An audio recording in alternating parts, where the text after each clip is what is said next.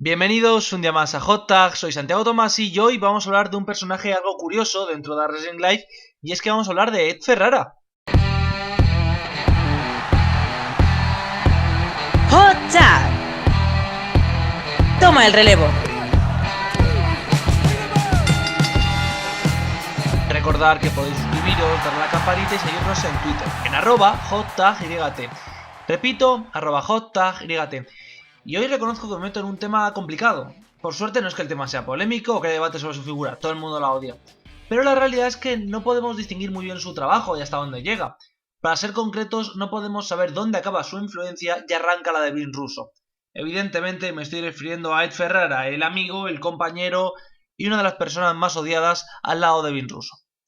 Edward Ferrara nació el 22 de noviembre de 1966 en Arizona y su vida fue bastante tranquila durante sus primeros años. Consiguió graduarse en artes escénicas por la Universidad de Drew, también lo hizo en inglés, y de ahí daría directamente el salto a la televisión debido a que le encontraron talento como guionista y fue contratado por parte de USA Network. Empezaría a trabajar allí en múltiples series, por ejemplo en la serie que se hizo sobre cariño encogido a los niños, pero en 1994 y en su tiempo libre decidió empezar en el mundo del wrestling. Como él vivía en California, opción lógica debido a que los estudios estaban allí, el joven Ferrara se enroló en una empresa llamada Slammers Wrestling Federation. Bajo el nombre de Bruce Bodine estaría en la compañía por 3 o 4 años, conquistaría el título mundial y era realmente feliz sin que eso influyera en ningún momento en su vida profesional. No obstante, USA Network, que era la cadena en la cual trabajaba, escuchó que tenía esta pasión por el wrestling y en 1998 hablaron con WWF y le comentaron la opción de que Ferrara pudiera ayudar en booking, que podía ser algo interesante. Vince McMahon se reunió con él y antes de King of the Ring 1998 finalmente se decidió que él iba a ser el nuevo guionista de WWF. No el principal, pero sí formar parte de esa mesa de creativos que siempre ha existido en la empresa. Su llegada fue rápidamente la de Alien Televisión y por tanto se hizo realmente amigo de Vince Russo. Tenían una sintonía profesional, ambos provenían de ese mundo más televisivo y menos de wrestling, y Ed estaba mucho más abierto a las ideas de Crash TV de Russo que el resto de la mesa. Esto provocó que ambos se empezaran a unir mientras que muchos se quejaban de que no era el estilo que les gustaba. Ambos parecía que eran una buena mesa de guión y que controlaban bien el equipo de guión siempre y cuando Vince estuviera bajo control. Esto fue así, la empresa fue creciendo, llegaron a hacer una imitación de Jim Ross delante del comentarista que a Jim le hizo cierta gracia. Esto será importante porque en su paso por WCW esta imitación desembocaría en uno de los problemas por los que la gente odia a Ed Ferrara. Pero cuando llevaban ya un año en WWF, WCW llegó llamando a las puertas de Vince Russo. Le ofrecieron un contrato multimillonario, sus ratings estaban hundidos totalmente y como supuestamente Russo era el creador de la Attitude Era, pensaban que si le firmaban conseguirían revertir el hundimiento en ratings. Por ello, en octubre de 1999, WCW firmaría a Vince Russo y junto a él también se marcharía Ed Ferrara. Ambos llegaron a la empresa como los héroes que iban a remontar el vuelo. Directamente destrozaron el producto. La decisión era que era necesario tener una figura de autoridad y de ahí surge la dudosa idea, por no llamarlo de otra forma, de The Powers That Be. The Powers That Be era técnicamente Vince Russo, en ciertos momentos también Ed Ferrara, que eran dos personas situadas en un sillón, el cual no veríamos en ningún momento y desde el cual parecía que hablaban con los wrestlers y con otras personas. Por tanto, los wrestlers se supone que sí sabían quién era The Powers That Be, pero nosotros no. Los ratings estaban mal, ya lo hemos dicho, y como Russo y Ferrara eran los jefes, no aparecían en televisión y debido a ahí pues intentaban jugar con eso. Los fans del wrestling de verdad, los tíos que estaban en internet lo sabían, el fan casual no, bastante absurdo. Pero a partir de ahí las ideas no dejaron indiferente a nadie. ¿Por qué? Porque se decidió que todo el mundo tenía que tener un personaje. Todo el mundo, desde el low card más ínfimo hasta el main eventer. ¿Esto que provocó? Pues que hubo personajes como por ejemplo 3Count, que era un grupo en plan Backstreet Boys, que sí funcionaba, y hubo otros que se fueron a la mierda. Benoit subiendo al main event fue visto muy precipitado, había otros luchadores que no estaban cómodos, Buff Bagwell se pierde por completo dentro de estas historias y se queda totalmente deslavazado, pero bueno, de momento parecía que todo iba bien, hasta que de repente hicieron que Ed Ferrara necesitaba aparecer en televisión. Y la decisión que tomaron fue una de las más incómodas que he conocido nunca. Decidieron darle el personaje de Oklahoma. Recordemos, Guerra de los Lunes, hay un enfrentamiento directo entre WCW y WWF. Aquí el objetivo es humillar y parodiar a WWF, y por tanto decidieron hacerlo con un jefe importante de la empresa, uno de sus voces estrella, con Jim Ross.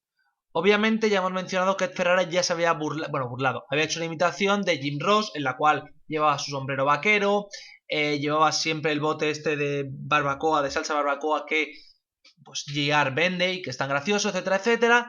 Y hasta aquí el personaje iba bien. El personaje tenía cierto viso cómico. El tema es que decidieron parodiar la enfermedad que tiene Jim Ross, que es Palsyball. Bien, el problema que tiene Jim Ross es que una parte de su cara está paralizada debido a esta enfermedad. Ha habido Piper Niven, por ejemplo, se la han diagnosticado hace poco. Y todos conocemos a Jim Ross cuando habla que tiene esa parte de la cara paralizada. Evidentemente no le impidió comentar, sigue siendo uno de los mejores del mundo. Pero claro, cuando Ed Ferrara se puso a burlarse de él y a hacer ese gesto con esa parálisis facial, no sentó bien. A Jim Ross no le sentó nada bien, reconoció que le había hecho bastante daño la burla, pues se sentía... Era una humillación para él, es algo muy complicado de entender. Los fans lo odiaron rápidamente, estaban enfurecidos y también lo odiaron mucho otros luchadores. Esto nos daría el que es posiblemente para mí, a día de hoy, el momento más divertido que nos ha dado nunca una WrestleCon, una convención de wrestlers, como la queráis llamar. Esta historia también involucra a Jim Cornette, y es que la primera vez que Jim Cornette vio a Ed Ferrara, lo que hizo fue le cogió, le escupió en la cara y le dijo que le iba a pegar una paliza mientras que se tenían que llevar porque le iba a intentar pegar. Ferrara ha reconocido que llamó a posteriori a Jim Ross, le pidió disculpas por ello y que Ross se las aceptó, es decir, que Ross le aceptó las disculpas, pero aún así sigue siendo un gesto bastante ofensivo. No obstante, el personaje decidieron que siguiera en televisión, Oklahoma seguiría, fue durante las 3 semanas que duró en WCW el Dr. Death, el manager de Dr. Death, pero evidentemente ahí no iba a acabar todo. Estamos hablando de WCW en el 99 y en el 2000, y por tanto la decisión fue que él iba a entrar en rivalidad. Y Oklahoma entró en rivalidad con Madusa. Madusa, sí, Alundra Blaze en WWF, la histórica luchadora era en aquel momento la campeona crucero. Por tanto, Oklahoma y ella se enfrentaron en Sold Out 2000 por el título crucero, ganando Oklahoma. ¿Cuál fue el aftermath? ¿Qué ocurrió después de este combate? Que al día siguiente le quitaron el título a Oklahoma. ¿Con qué motivo? ¿Con qué significado? No cumplía el límite del peso, algo que ya sabían antes del combate. Una vez más, un ridículo espantoso del booking de WCW. Pero es que encima, en Sold Out 2000, se produce el principal motivo por el cual su amistad con Vince Russo acabaría destrozada y con el cual se produciría un enfrentamiento extremo. El motivo de esta amistad, que luego se recuperaría a los años, pero que en este momento se rompió, fue debido a que Ed Ferrara era booker de la empresa. También era Vince Russo el booker principal. Su objetivo a finales de 1999 era buquear a Bret Hart como líder de la nueva NWO 2000. En ese stable estaban él, Bret Hart, estaba también Jeff Jarrett, Scott Hall y Kevin Nash. Hasta aquí todo bien, hasta aquí las cosas pintaban bien, pero como todos sabéis, a posteriori de Starrcade 99 es cuando Goldberg le suelta la brutal patada a Bret Hart, que le provoca una conmoción cerebral. Bret seguía trabajando las 2 semanas siguientes, pero la realidad es que no podía seguir. Y aquí llega el punto de fricción. Bret Hart tiene que dejar el título vacante, Goldberg no puede ser campeón porque sufre una lesión, por tanto tenemos que decidir quién es el nuevo campeón. En estos debates que había, justo antes de Sold Out, llegó Vince Russo y le presentó a Warner TV y al resto de jefes de la empresa que el campeón iba a ser Stan Abbott. Ya vamos a preguntar, ¿quién es Stan Abbott? Para los que seáis fans de la MMA, ayer era conocido, era un buen luchador, pero en WCW, dentro de esto de que le habían dado personajes a todo el mundo, el personaje que le habían dado era ser el manager, bailarín y super fan, era una fangirl de 3 Count. Por tanto, evidentemente, cuando se presentó con esa idea, los jefes no solo le dijeron que es una mierda, sino que le dijeron que a partir de ese momento él no era el booker jefe, sino que necesitaba tener a más gente. Esa más gente era, por ejemplo, tener a Kevin Sullivan de vuelta, tener a Kevin Nash, tener a Ferrara, es decir, que no iban a tener un booker único. Russo montó en cólera, dijo que le estaban coartando su libertad y por tanto decidió que se marchaba, porque no se le respetaba allí, que por tanto cobraría su contrato, el cual bastante alto era, por cierto, pero se quedaría en su casa. Cuando llegaron a Ed Ferrara para que formara parte del comité, Ed Ferrara se encontró con que él había llevado a su familia a Atlanta y que estaba allí viviendo con ellos, y la decisión que tomó fue que se mantendría dentro del comité de booking. Esto enfadó mucho a Vince Russo, lo cual lo consideró una traición, debido a que era un sinvergüenza, etcétera, etcétera. Básicamente es Vince Russo no entendiendo que alguien que supuestamente es tu amigo necesita pagar facturas y por tanto se va a quedar en la empresa. La realidad es que de enero a abril WCW fue un desastre. Empezamos primero con que Chris Benoit gana el título en Sold Out y se marcha al día siguiente. Los Radicals se van, Shane Douglas se va, Hay otros 17 luchadores supuestamente que pidieron su marcha y no se les da. Y de enero a abril no pasa nada en la empresa, la cual es un desastre. La decisión que toma WCW en un intento de recuperarse las Monday Night Wars es echar a nuestro amigo Ferrara, al Booking Committee, y traen de vuelta a Russo y a Bischoff. Russo tomó muchas decisiones, por ejemplo declaró vacantes todos los títulos, se produjeron multitud de cambios titulares, Bash the Beach con el desastre con Hulk Hogan, pero lo más importante que nos es referente a Ed Ferrara es que la primera decisión que tomó nada más llegar fue coger a Ed Ferrara, el cual había sido guionista toda su vida, y decirle: tú no vuelves a ser guionista. Le mandó a ser Road Agent. Road Agent, recordemos, es la persona que está en backstage ayudando antes de los combates, diciéndole cómo tiene que acabar, etcétera, etcétera. Básicamente le quitó todo su poder debido a, pues, que supuestamente le había traicionado en una pataleta muy de niño pequeño, muy de Vin Russo. A partir de ahí su trabajo sería como Road Agent, también como la voz en off de la parca, la voz en inglés. Intentaban que fuera cómico y que por tanto entrara en conflicto con otras personas, lo cual enfadó aún más a los fans, que estaban ya hartos de que se faltara el respeto a un luchador tan histórico como la parca. Todo mal. Tras este tema, su carrera en el mundo del wrestling pasaría prácticamente desapercibida, estaría en NWA Wildside, ahí tendría una rivalidad porque no apoyaba a las mujeres en el wrestling o no sé qué chorradas, y luego iría a TNA. En TNA estaría como comentarista los primeros shows, allí dejándonos la historia de Hot Tag y con Luis como comentarista la frase de tiene la spear más bonita del mundo del wrestling.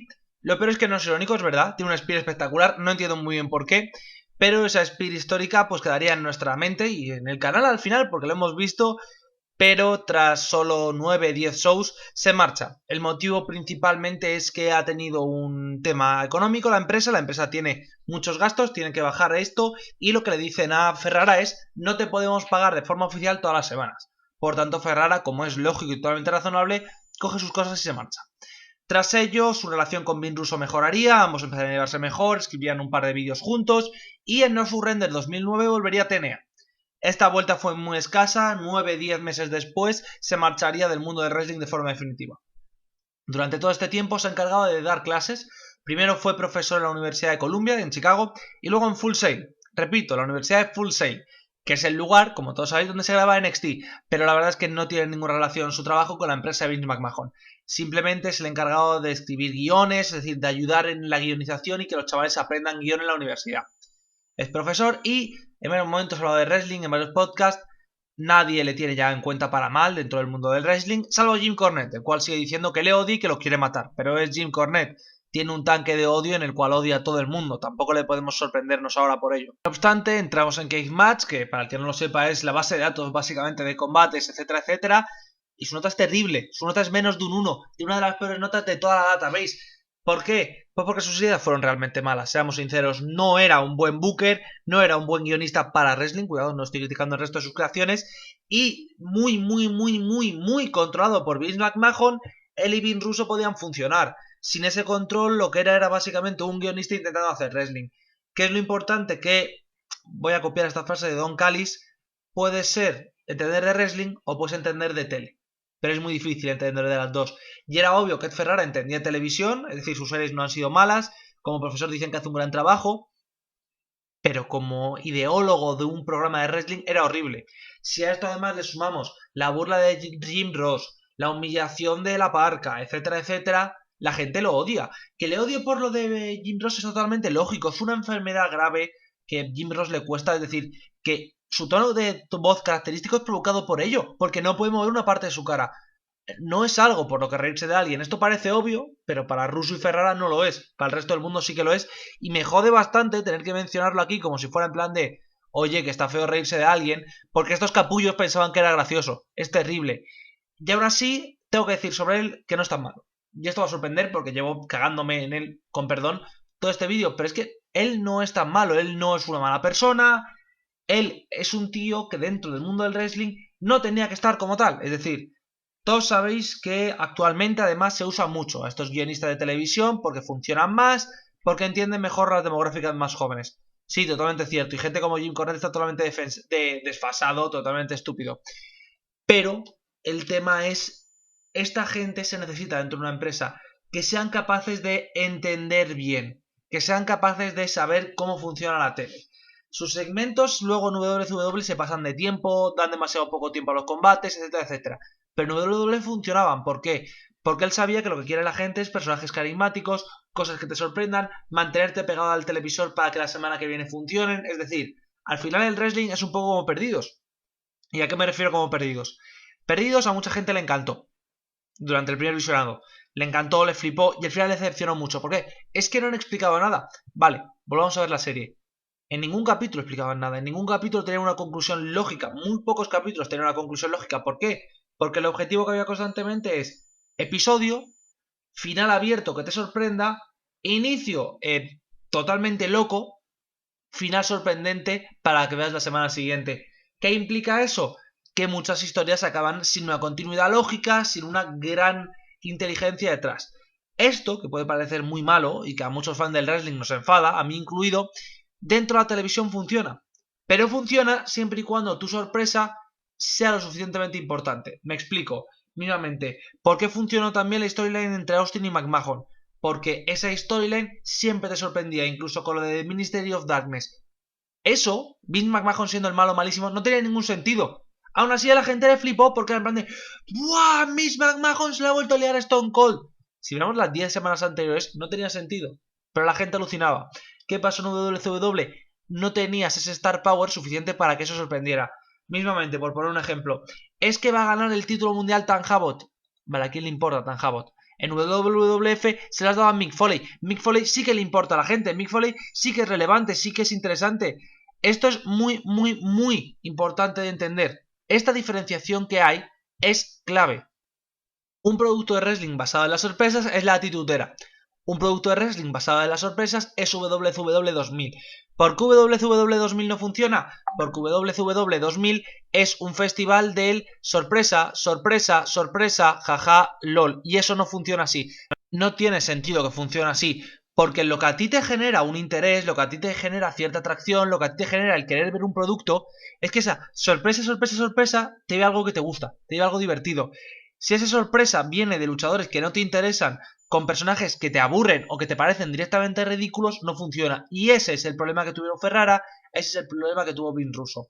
Durante su desarrollo principal, como empresa, que sería básicamente para mí su trabajo como booker principal es 99-2000, la sensación que daba en WCW es de queremos que Bret Hart sea el main eventer, vale, queremos que Goldberg sea su rival, guay, queremos en W2000, vale, ya el resto le tenemos que dar un personaje. Bien, hasta ahí de momento podemos estar en todo de acuerdo con ellos.